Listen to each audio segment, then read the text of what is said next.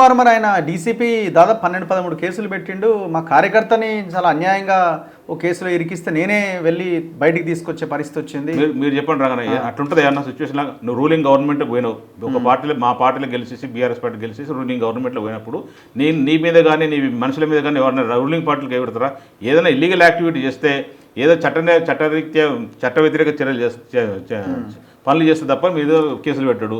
DCP గారు అయితే మా మీద కూడా 100 కేసులు పెడతారు. ఇప్పుడు మా మీద ఇప్పుడు 4 ఈ నెల 2 నెలలని 4 కేసులు బుక్ అయినాయి. అంటే మా వల్ల ఏదో చెడు పనులు చేస్తేనే పెడుతున్నానని అనుకుంటున్నావు.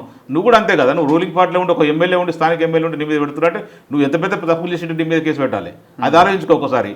కానీ ఇది ఏమైనా సరే ఈ స్టేట్మెంట్ వెనుక మాత్రం ఖచ్చితంగా ఏదో ఒకటి కంపల్సరీ బ్లాక్మెయిల్ ఉందని ఇప్పుడు మాకు అర్థమవుతుంది. చాలామంది మీద కూడా అదే చెప్తారు. ఇప్పుడు మరి ఆయన ఇప్పుడు మీరు సుప్రీంకోర్టుకి వెళ్ళిరా దీని మీద? సుప్రీంకోర్టు పోలే, ఇంకా హైకోర్టు దగ్గరే ఉన్నారు. ఫెస్టివల్ తర్వాత వెళ్ళిపోతున్నారు, వెళ్తారేమో. సో ఇప్పుడు హైకోర్టులో కూడా డబుల్ బెంచ్ ఏం చెప్పింది, పరిమిత టైంలో డిసిషన్ తీసుకోని చెప్పేసి స్పీకర్కి ఇచ్చింది. మరి పరిమిత టైం అని చెప్పి డిక్లేర్ చేయాల్సిన బాధ్యత డబుల్ బెంచ్ కుంటే చేయలేదు. మరి అది పరిమిత టైం అనేది ఎప్పుడు అని చెప్పలేము. కాబట్టి మీకు కంపల్సరీ సుప్రీంకోర్టుకి పోతుందని చెప్పిన ఈ పండుగ తర్వాత ఖచ్చితంగా సుప్రీంకోర్టు. ఒకవేళ ఆయన పదవిని కాపాడుకోవాలంటే 4 సంవత్సరాల వరకు ఇట్లానే ప్రొలాంగ్ అవుతూ ఉండాలి. సరే స్పీకర్ పరిధిలోని అంశం అని చెప్పినా సుప్రీంకోర్టు డెసిషన్ మీరు కోర్టుకు వెళ్ళి డెసిషన్ తీసుకునే సమయం ఇంకా 4 ఏళ్ల వరకు ఉంది. ఏ సందర్భంలో అయినా మళ్ళీ కేసు మళ్ళీ బయటకు వచ్చే అవకాశం ఏ సందర్భం కాదు. మరి ఈ 4 ఏళ్ళు ఆయన తన పదవిని కాపాడుకోవడానికి అనర్హత వేటు పడకుండా ఉండడానికి అవకాశాలు చాలా తక్కువగా ఉంటాయి. అంటే మోరల్గా ఎప్పటికప్పుడు కాంగ్రెస్ ఎదుర్కొంటూ ఉండాలి ఈ సమస్యని. మీరు గతంలో ఎట్లాగైతే మీరు అధికారంలో ఉన్నప్పుడు ఎట్లాగైతే ఎమ్మెల్యేలను కొనుగోలు చేశారో వీళ్ళు కూడా అది ఎదుర్కోవాల్సి వస్తుంది మిగతా 4 ఏళ్ళు. మరి ఇప్పుడు ఒకవేళ బై ఎలక్షన్ వస్తే మరి ఏంటి అని జర్నలిస్టులు అడిగితే ఉప ఎన్నికలు గతంలోనే ఎదుర్కొన్నాయి, ఇప్పుడు కొత్తగా ఏముంది నాకు అన్నింటికి సిద్ధమే అని అంటున్నాడు కదా. గతంలో ఉప ఎన్నిక ఎదుర్కొని ఏం చేసిండు? ఓడిపోయిండు. ఆసిఫ్ నగర్ కాంగ్రెస్లో నుంచి టీడీపీలో పోటీ చేసి మన టీడీపీ నుంచి కాంగ్రెస్కి వచ్చినప్పుడు ఓడిపోయిండు. ఇప్పుడు కూడా పునరావృతం అది అవుతుంది ఖచ్చితంగా. కూడా బీఆర్ఎస్ పార్టీ నుంచి గెలిచి కాంగ్రెస్ పార్టీలోకి పోయిండు. కాంగ్రెస్ పార్టీలో నిజంగా డిస్క్వాలిఫై బై ఎలక్షన్ వస్తే మాత్రం 100% అది టీడీపీలో ఏదైతే జరిగిందో అదే పునరావృతం అవుతుంది. ఓడిపోతుంది 100% ఓడిపోతుంది కాంగ్రెస్ పార్టీ. నారాయణ దగ్గర ఓడిపోతుంది 100%. ఎందుకంటే ఎక్కడ అధికారం ఉంటే అక్కడ నిజంగా ప్రజల కొరకు కాన్స్టిట్యూన్సీ కొరకు పోతే నిజంగా అనొచ్చు. నీకు ఏ పార్టీ అధికారం ఉంటే ఆ పార్టీకి వాళ్ళకి అంత అవసరం ఉంటుంది. నువ్వు సీనియర్ నాయకుడు అయినా ఇంత అవగాహన నాయకుడు అయినా 6 సార్లు ఎమ్మెల్యే అని గొప్పలు చెప్పుకుంటావు కదా. నీకు ప్రజల్ని కానీ ఎవరిని డిసిషన్ తీసుకోకుండా ఒక నిమిషం కూడా ఆకుండా నువ్వు అధికార పార్టీలో పోయినట్టే నీకు ఎంత అధికార దాహం ఉందో అర్థం చేసుకోవచ్చు. దీని వెనుక 100% ఆయన స్వప్రయోజనం తప్ప దీంట్లో ఏదో ప్రజలకు ఉపయోగపడాలనో లేదా పార్టీకి ఉపయోగపడాలని లేదు. అదే కాంగ్రెస్ పార్టీని మా పార్టీలోకి వచ్చేటప్పుడు కాంగ్రెస్ పార్టీ బీసీలకు అన్యాయం చేస్తుంది, ఇది బీసీ వ్యతిరేక పార్టీ, ఈ కాంగ్రెస్ పార్టీకి నూకలు చెల్లిపోయినాయి. అసలు కాంగ్రెస్ పార్టీ ఒకప్పుడు కాంగ్రెస్ పార్టీ పెట్టి ఇప్పుడు కాంగ్రెస్ పార్టీ 100 మాటలు చెప్పి బీఆర్ఎస్ పార్టీలోకి వచ్చిండు. ఇప్పుడు బీఆర్ఎస్ పార్టీ గెలిచిన తర్వాత 2 సార్లు ఎమ్మెల్యే అయిన తర్వాత ఇప్పుడు బీఆర్ఎస్ పార్టీ మా నాయకులు కొద్ది ఆయనకు వాల్యూ వేయట్లేదని చెప్పేసి పట్టించుకోవట్లేదని చెప్పేసి ఆయన చుట్టూ వాళ్ళు ఏదో ఒక చెప్పి పోవాలి. ఆయనకు అధికారమే పరమావధి, ఇంతకు మించి ఇంకేమీ లేదు. ఆయన సంపాదన అధికారం 2 తప్ప ఇంకా వేరే ఆలోచన లేదు. అట్లాంటి ఆలోచన కూడా చేయడు ఆయన. ఓన్లీ సెటిల్మెంట్లు.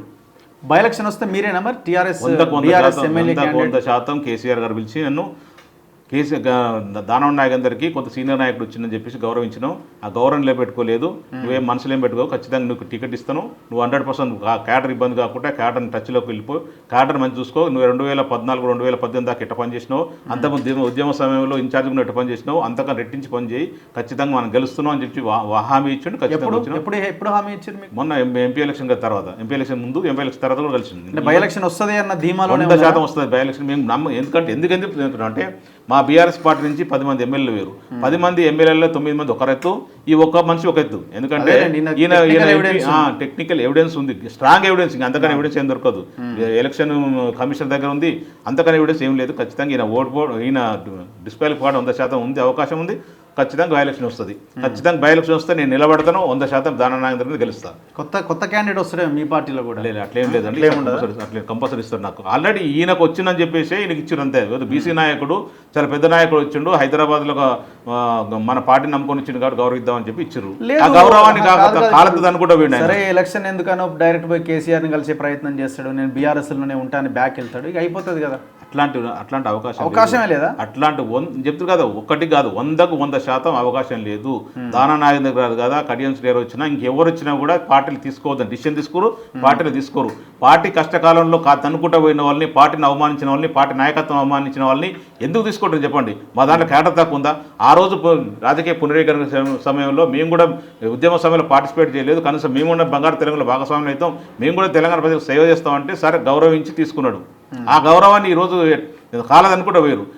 పార్టీ కొంచెం కష్టాలకు పోయిందంటే ఒక్క నిమిషం కూడా అక్కడ పోయారంటే అట్లాంటి వ్యక్తిత్వం లేని వ్యక్తులను మా పార్టీలు తీసుకొని పార్టీలో ఉన్న కాటన్ ఎందుకు తీసుకుంటారు చెప్పండి? 80% తీసుకొని ఎవరు వచ్చి తీసుకోమని ఉద్దేశం ఏంటో? మినిస్ట్రీ వచ్చే అవకాశాలు అయితే అసలు గతంలో కూడా ఎట్లా ఇస్తారు? తీసుకోవడమే పెద్ద తప్పు అని ప్రజలలో ఇంత వ్యతిరేకత వచ్చిన తర్వాత మంత్రి పదవి నేను వెళ్తే ఇస్తారు అని ఎట్లా ఆలోచించుంటాడు? ఆయనకు ఓవర్ కాన్ఫిడెన్స్ ఏంటంటే ఆయన పాత గర్వాపస్ అని చెప్పిండు కదా, పాత పార్టీ నాకు పాత పరిచయాలు ఏఐసిసిలు చాలా మంది పరిచయాలు ఉన్నాయి, రాహుల్ గాంధీ గారు పట్టుకుంటే పదవి వస్తుందని చెప్పేసి ఒక చిన్న ఆలోచన పోయినట్టు అనిపిస్తుంది. ఒకటి నెంబర్ 1. నెంబర్ 2, అధికార పార్టీ లేకపోతే ఈ అధికారులు లేనరు, అధికారులు లేకపోతే మేము కబ్జాలు పెట్టలేము, కబ్జాలు సెటిల్మెంట్ చేయలేమని చెప్పేసి ఉద్దేశంతో పోయిటాడు 100% దాంట్లో ఏం మనం అనుమానించాల్సిన అవసరం లేదు. మరి అది ఆడ కాస్త డీసీపీ గారు ఒకరు సపోర్ట్ చేయట్లేదు, మిగతా సపోర్ట్ చేస్తున్నట్టు. ఆ డీసీపీ గారు లోకల్గా వెస్ట్ జోన్ డీసీపీ కాబట్టి ఇక్కడ ల్యాండ్ల మీద దాని మీద కేసులు పెట్టి ఉంటాడు నాకు తెలిసి. సో అందుకే ఆయనకు బాధ కలిగి ఉంటుంది. ఆ బాధతో కేసీఆర్ మన రేవంత్ రెడ్డి గారిని బ్లాక్మెయిల్ చేయాలని ఆలోచిస్తున్నట్టు.